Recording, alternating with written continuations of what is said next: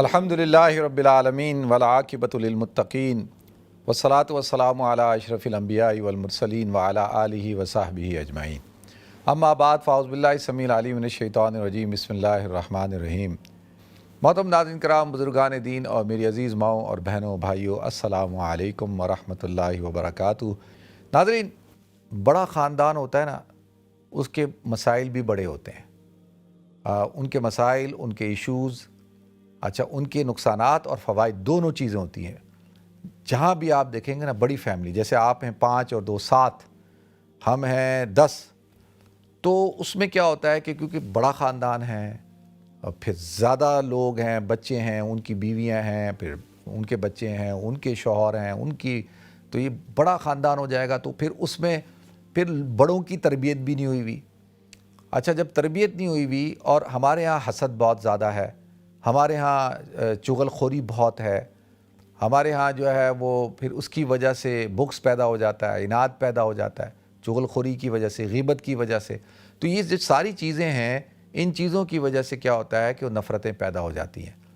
ہم کیا ہے کہ ہم لوگ پیچھے سے باتیں کرتے ہیں اور ہمیں اچھا لگتا ہے کہ ایک بھائی کی برائی دوسرے بھائی کے سامنے کی جائے۔ وہ اس تک پہنچا دیتا ہے کہ جی اس نے تو ایسی بات کی تھی، اس نے تو یہ کہا تھا آپ کے بارے میں، تو لو جی لڑائی ہوگی، نا اتفاقی پیدا ہوگی۔ تو یہ اکثر بچے کیا کرتے ہیں، وہ اس قسم کی حرکتیں کرتے ہیں، سن رہے ہوتے ہیں، کچھ تھوڑی سی بات سن کو کہتے ہیں جی میں وہاں تھا، آپ کے بارے میں تو چاچی یہ بات کر رہی تھی، پھوپھی یہ بات کر رہی تھی، خالہ نے یہ کہا۔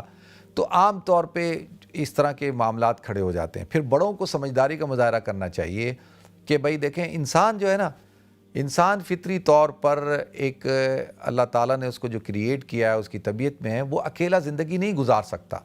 اس کو زندگی گزارنے کے لیے افراد چاہیے ہوتے ہیں، لوگ چاہیے ہوتے ہیں، اس کو دوست احباب رشتہ دار چاہیے ہوتے ہیں، اس کو خاندان چاہیے ہوتا ہے۔ خوشی کے موقع کے اوپر بھی آپ کو اپنوں کی ضرورت ہوتی ہے، غم کے موقع کے اوپر بھی آپ کو اپنوں کی ضرورت ہوتی ہے۔ بڑا خاندان ہوتا ہے، کچھ مسائل آتے ہیں تو وہ سارے مل کے اس مسئلے کو حل کر لیتے ہیں اور ان کو وہ چیلنجز کا مقابلہ کرتے ہیں۔ پھر ان کے فوائد بھی بہت ہیں، جیسے میں نے کہا فوائد بہت زیادہ ہیں، نقصانات کم ہیں۔ تو ہم کیا کرتے ہیں کہ ہم نقصان کو دیکھ رہے ہوتے ہیں، فوائد کو نہیں دیکھ رہے ہوتے۔ تو فوائد کی طرف نظر رکھنی چاہیے۔ اور پھر سم ٹائم ایسا ہوتا ہے کہ دیکھیں مزاجوں میں بھی فرق ہوتا ہے نا۔ جب انسان بڑا ہو جاتا ہے، عمریں بڑی ہو جاتی ہیں، ہر ایک کے بچے ہوتے ہیں، ہر ایک کی زندگی ہوتی ہے، تو ظاہر سی بات ہے وہ پھر پہلے جیسا ماحول تو نہیں ہوگا نا۔ ہر آدمی اپنی زندگی میں لگن ہے، منہمک ہے، اور پھر ہر ایک کے مسائل بھی بہت ہیں۔ اب وہ دوسروں کے مسائل سننا بھی نہیں چاہتا اور ڈسکس کرنا بھی نہیں چاہتا۔ ہمارے ہاں کیا ہے کہ جی بیٹھیں گے جی دل ہلکا کر رہے ہیں، اور دل ہلکا کرتے کرتے غیبت اور چغل خوری اور پتہ نہیں کیا کیا ہو رہا ہے۔ تو اس لیے تو حضور نے فرمایا وَلَا تَدَابَرُوا، پیٹھ پیچھے باتیں مت کرو اور ایک دوسرے کی برائی مت کرو، ایک دوسرے سے منہ مت موڑو۔ تو لہذا یہ بنیادی وجہ ہے۔